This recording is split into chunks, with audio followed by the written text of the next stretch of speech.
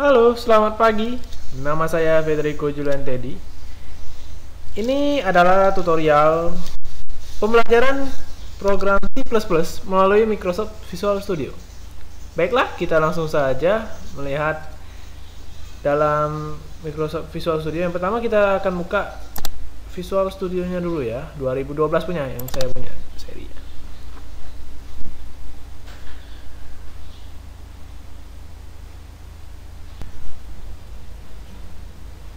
Nah, di sini sudah terbuka project kita yang bernama Test 1 Microsoft Visual Studio.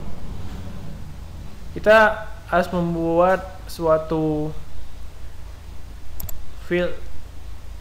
Oh tidak, maksud saya membuat suatu lembar project yang baru. Kalau di Excel misalnya worksheet, kalau di sini kita mungkin add new item di project, add new item. Nah, kita pilih program C++. Visual C++, kita pilih aja C++ ya. Nah, di C++, sini namanya dengan location kita tempat simpennya. Jadi di dalam folder nanti yang kita save itu terdapat dua project, yaitu yang tadi test 1 dengan yang ini adalah .cpp nya, .c++ nya. Saya mau buat apa, seperti tadi aja, .cpp. Oke, tempat yang sama di dalam tes 1, jadi di dalam project ada project lagi. Nah, di sini oke, kita add.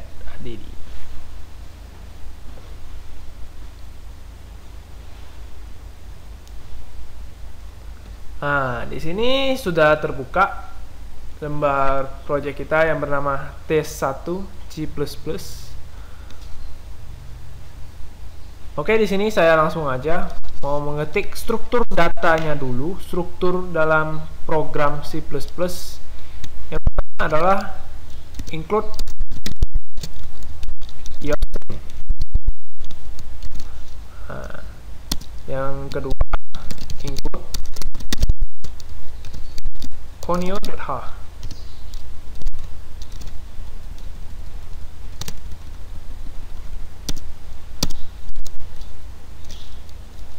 Ini yang selanjutnya using namespace titik koma. Setelah itu void main tanpa titik koma ya, kita buka kurung kurawal. Oke, kita kasih gets tutup kurung. Nah, ini adalah semuanya struktur data dari dasarnya dari program C++. Anda bisa di sini juga tambahin nanti hashtag include string, hashtag include iomanip, itu terserah Anda. Tapi yang penting kita di sini akan memulai pembelajaran mengenai materi for dan array. Nah, kita akan mulai dengan for terlebih dahulu.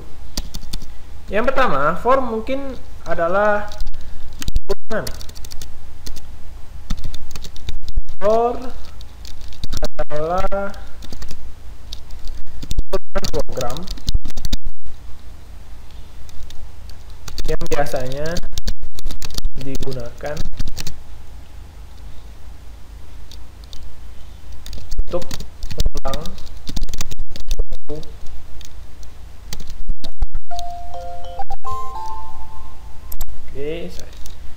Nah, struktur data for di sini adalah for buka kurung. Kita buat suatu variabel lagi.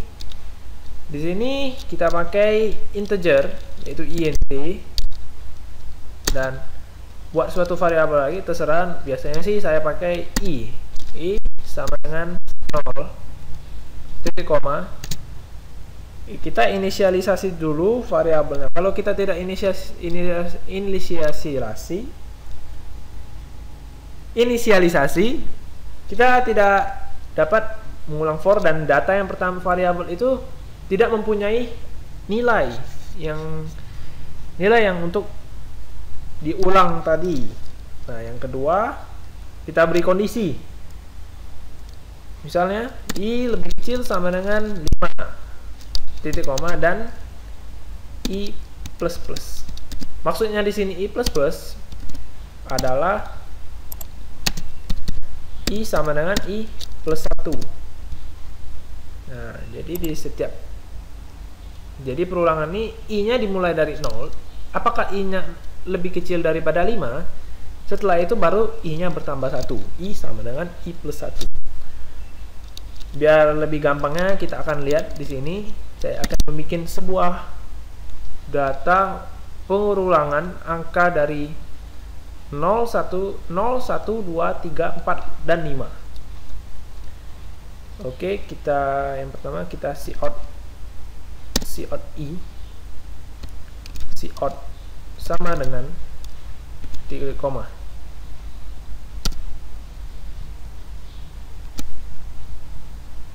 Nah, di sini kita cout I-nya merupakan 0 dan ini sama dengan. Nah, jadi perulangannya itu masuk dari for int I sama dengan 0. I apakah lebih kecil daripada 5? Ya, betul, karena 0 lebih kecil daripada 5. Dan I plus plus. Jadi kita cout I-nya dulu. I-nya 0 spasi, dia ulang lagi ke atas. I-nya plus plus, jadi I-nya sekarang sama dengan 1. 1 apakah lebih kecil dari 5? Oke, dia cout I lagi, cout 1 spasi, dia seterusnya sampai dia tidak memenuhi kondisi ini tersebut. Kita coba jalankan program ini. Pilih atas local Windows debugger atau bisa tekan F5.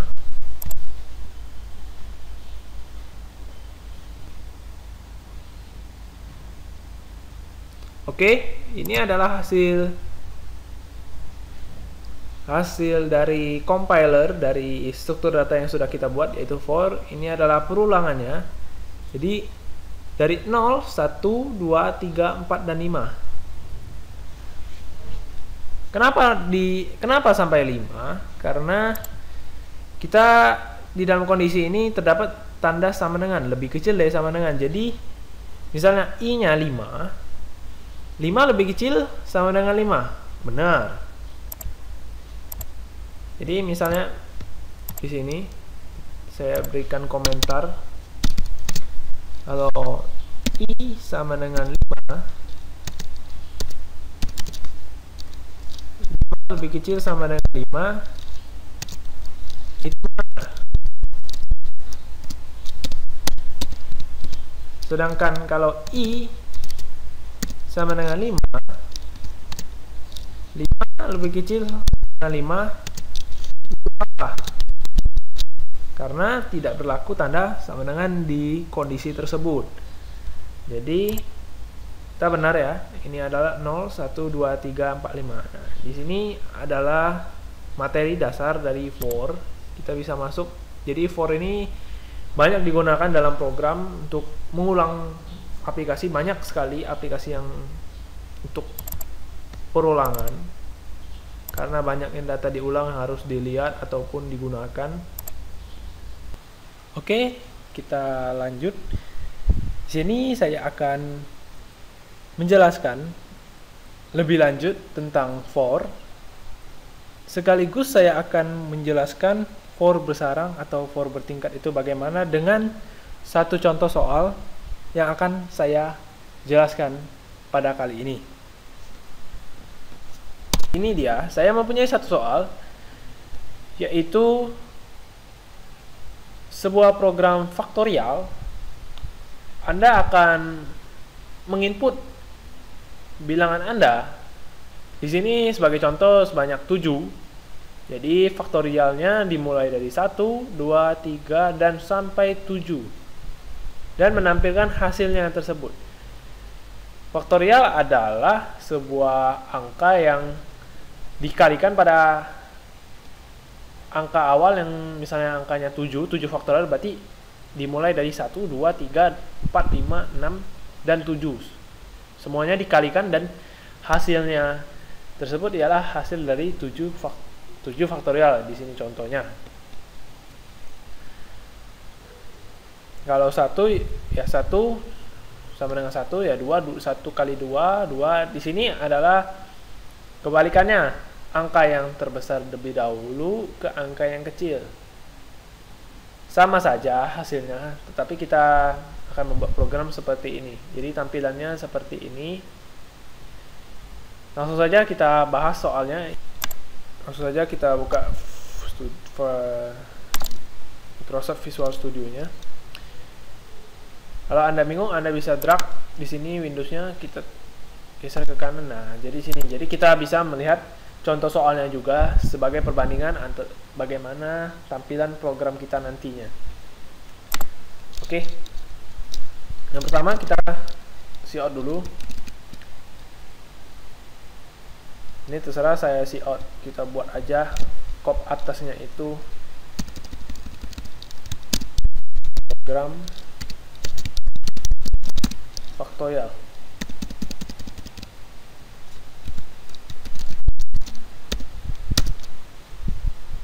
Langsung kita masuk seperti yang tadi. Ini adalah input, berarti input kita membutuhkan sebuah bilangan. Terserah bilangnya apa, kalau angka yaitu integer, bilangan. Jadi bilangan ini adalah sim bilangan tadi. Cout aja langsung seperti contoh soal di samping.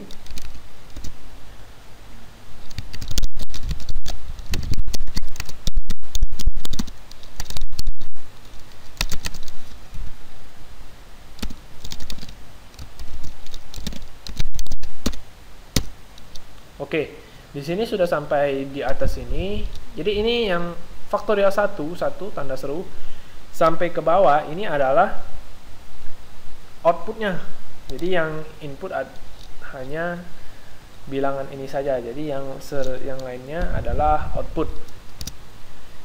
Di sini kita merupakan perulangan 1, 2, 3, 4, 5. Kita nggak mungkin semuanya di cout karena kita masuk materi perulangan.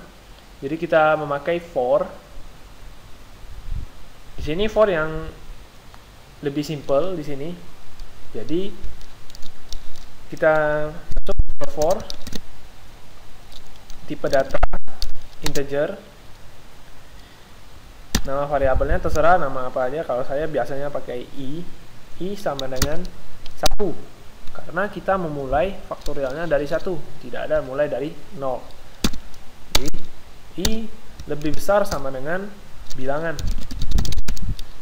Maksudnya di sini, jadi i ini 1 lebih kecil sama dengan bilangan. Jadi i ini merupakan awal dari perulangan kita, yaitu sudah diinisialisasikan, yaitu angka berupa angka 1, dan bilangan ini nanti kita inputnya. Jadi seperti contoh di samping, kalau kita masukkan 7 berarti bilangannya 7, i lebih kecil sama dengan 7, jadi 1 lebih kecil sama dengan 7. Jadi diulang sampai 7 karena kita memakai sama dengan di sini. Kalau kita tidak memakai sama dengan, dia mengulang sampai 1 sampai 6 karena 6 sudah lebih kecil daripada 7. Kalau sama dengan berarti 7 ikut dalam kondisi yang telah ditentukan. Oke. Struktur for setelah ini yaitu increment i++ karena kita mulainya dari i plus, jadi 1, 2, 3, 4, 5, dan 6 sampai 7. Oke, masuk sini. Yang perlu kita awal ketahui adalah kita akan menampilkan angka yang sudah diulang tadi, yang masuk dalam for yaitu 1, 2, 3. Berarti kita akan menampilkannya dengan cout i variabel i. Jadi 1 kita cout lagi tanda seru, kita cout lagi sama dengan. Sudah sampai sini dulu, kita akan coba jalankan dulu programnya sementara kita lihat hasilnya gimana. Jangan takut salah dalam program C++ ini. Jadi kalau Anda salah jangan menyerah, cepat menyerah. Jadi saran saya gitu. Nah, sudah masuk programnya sama seperti yang di samping. Misalnya kita masuk 7, kita enter. Oh, ternyata terdapat ada kekurangan sintak di sini. Jadi dia ke samping, mengulangnya ke samping.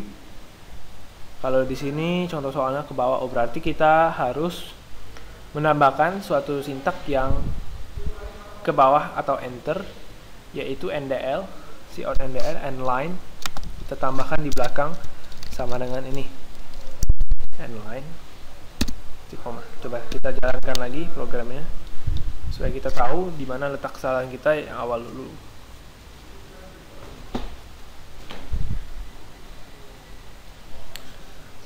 Kita masukkan 7 seperti yang di samping. Oh, ini hasilnya. Jadi sama seperti yang di samping, 7 sampai faktorial 7. Jadi kita tinggal isi faktorialnya. 1 faktorial yaitu 1, 2 faktorial yaitu 2 kali 1, 3 faktorial 3 kali 2 kali 1. Jadi di situ dulu kita per tahap akan membuat program ini. Kalau kita langsung, kita bisa bingung di sini. Itu pengalaman saya ketika membuat program menggunakan C++. Oke, kita lanjut. Setelah ini, kalau bentuknya seperti ini kalau kita pernah lihat cout bintang, itu merupakan bentuk segitiga. Jadi itu menggunakan for bersarang. Jadi kita di sini, saya buat dulu.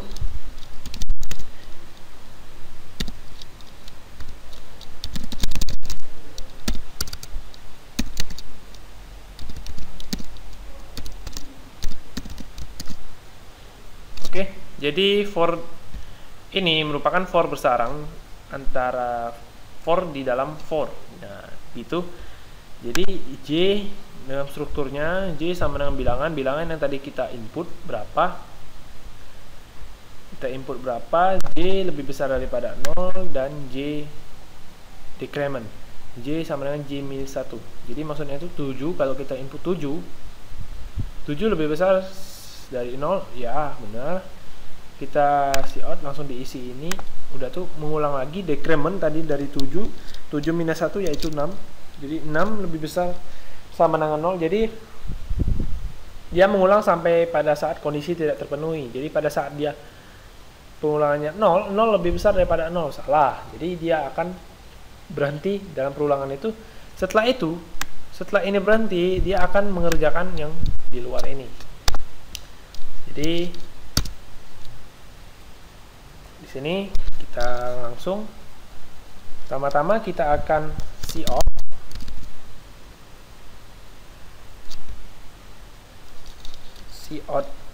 J, cout sama dengan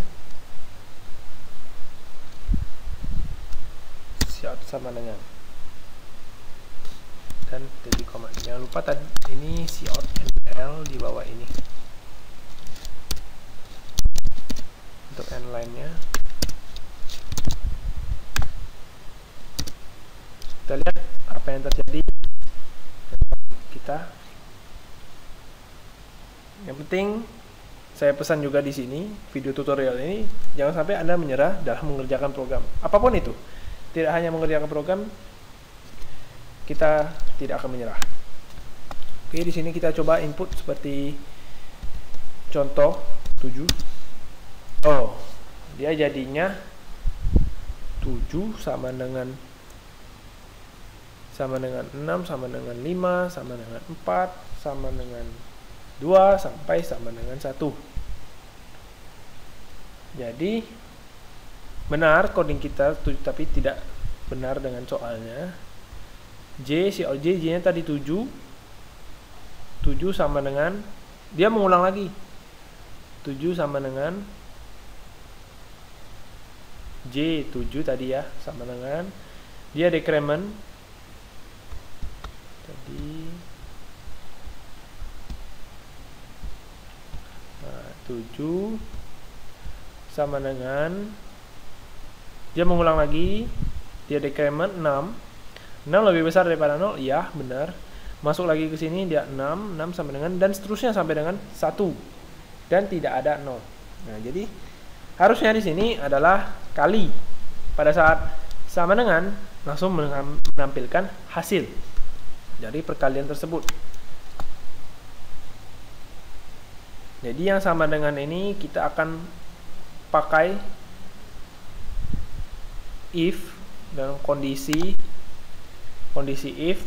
Kalau kita lihat soal ini, berarti pada saat dia 1, if pada saat 1 akan menampilkan sama dengan. Di sini kita akan buat if J sama dengan 1.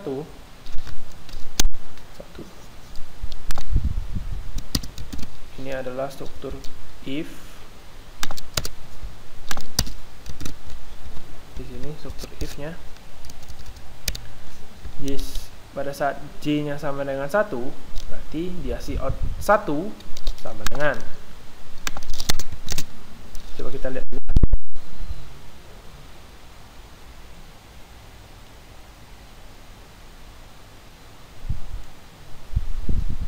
Kita ketik lagi. Nah, sini sudah benar. Pada saat dia 1, dia sama dengan 1 sama dengan. Jadi setiap faktorial pasti ada angka satunya di belakangnya, yaitu 1 dengan sama dengan. Jadi kita sampai tahap ini kita sudah benar, tinggal kita mengisi bagian depannya, perulangan yang bagian depannya. If, jadi kita menggunakan kondisi else juga. Pada saat kondisi J sama dengan 1 tidak memenuhi, kita ada kondisi pada saat dia salah. Kita akan cout J pada saat dia 1, dia akan sama dengan, pada saat dia J-nya tidak 1, dia akan muncul perkalian. Kita akan tambahkan kali X atau kali, sama saja di sini kita titik koma. Kita lihat yang terjadi.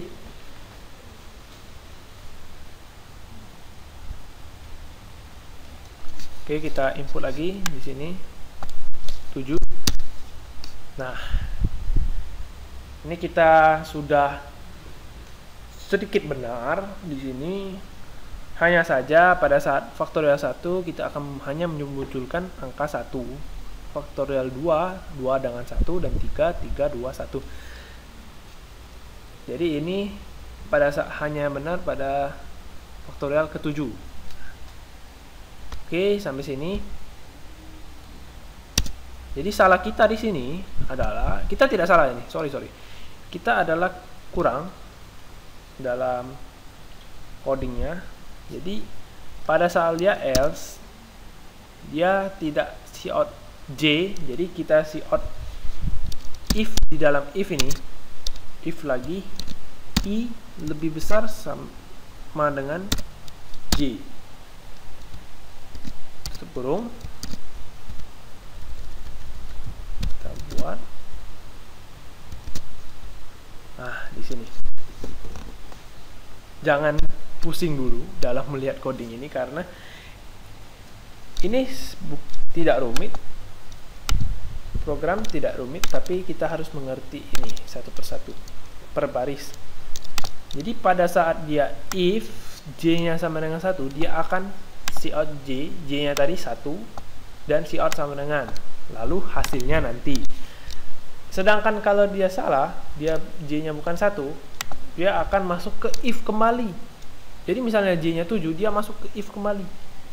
Jadi J-nya sama dengan 7. Jadi kita lihat I-nya tadi. Ulang, I-nya sama dengan 1. J-nya sama dengan 7. Jadi I lebih besar sama dengan J. I-nya 1, J-nya 7. Jadi salah, kondisi salah. Dia tidak akan, karena tidak ada else di sini, dia tidak akan melakukan apa-apa. Jadi pada saat I-nya lebih besar daripada J, baru dia akan cout J, J-nya berapa, dan cout X. Di sini coba kita tampilkan dulu.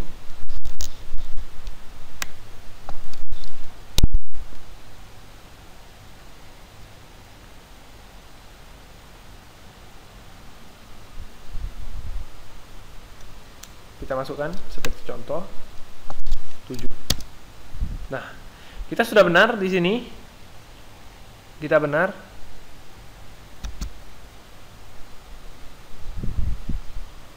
Oke, kita benar ini.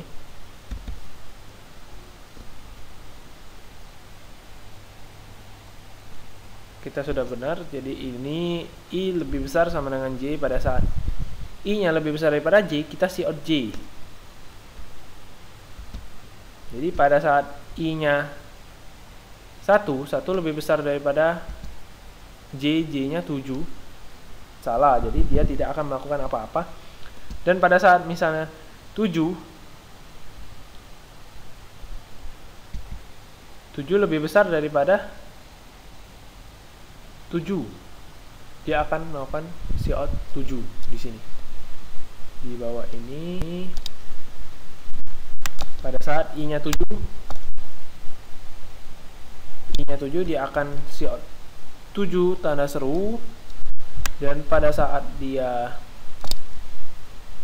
7 dikali 6 decrement, dia 7 minus yaitu decrement 7, 6, 5, 4, 3, 2, 1. Pada saat dia 6, I-nya 6 dan J-nya 6, dia akan cout 6 dan seterusnya, karena I lebih besar daripada J, J-nya 6, J-nya kan decrement, jadi dia 6 lebih besar daripada 5, betul, 6 lebih besar daripada 4, betul, 3, 2, dan 1.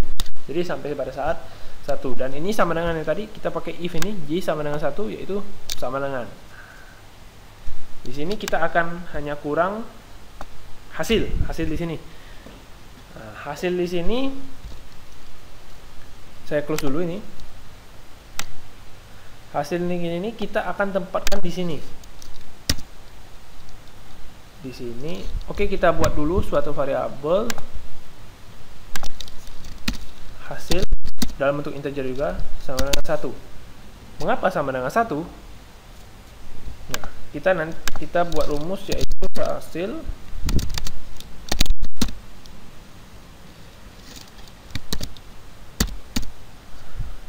hasil sama dengan hasil dikali I. Mengapa begitu? Kita akan buat hasil sama dengan hasil dikali I. Hasilnya kita akan inisialisasi yaitu 1. Misalnya ini 0, berarti 0 dikali I-nya pada saat 1, 0. Hasilnya sama dengan 0. Dan hasil dikali I-nya naik, increment 2, 0 dikali 2, 0. Jadi hasilnya tetap semuanya 0. Jadi kita inisialisasinya sama dengan 1. Nah, begini.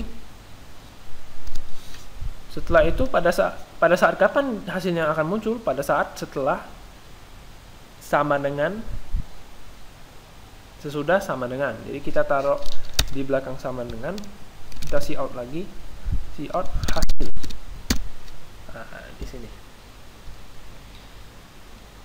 Jadi maksudnya di sini akan jelaskan tentang hasil. Di hasil sama dengan 1, hasil sama dengan hasil dikali I. Nah, I-nya sama dengan 1, jadi hasilnya 1 dikali 1, hasil sama dengan 1 dikali 1 sama dengan 1. Hasil sekarang adalah sama dengan 1. Jadi sekali lagi hasilnya 1. Pada saat I-nya 1, hasilnya 1. Pada saat I-nya 2,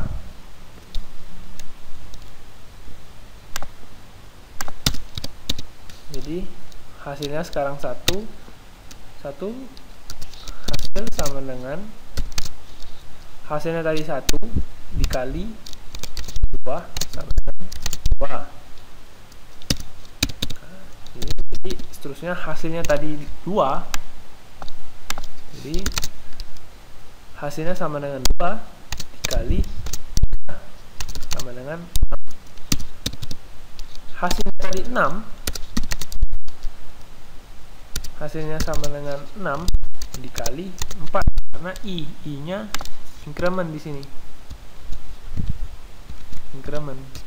Nah, jadi dia naik terus sampai bilangan yang kita inputkan, misalnya tadi 7, jadi 1 sampai 7 dia increment di situ. Jadi 6 dikali 4 yaitu 2, dan seterusnya. Kita lihat contoh soalnya tadi juga sama, 1 2 6 2 4. Jadi 1 2 6 2 4. Begitu cara kerjanya dari rumus ini, hasil sama dengan hasil dikali i. Oke, program ini nampaknya sudah selesai. Coba kita jalankan dahulu.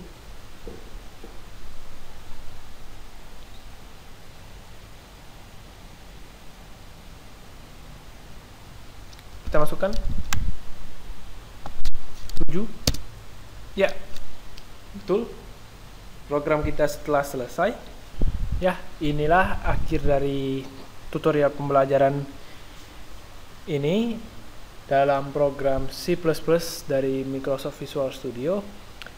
Akhir kata, saya ucapkan banyak-banyak terima kasih yang setelah menonton video ini.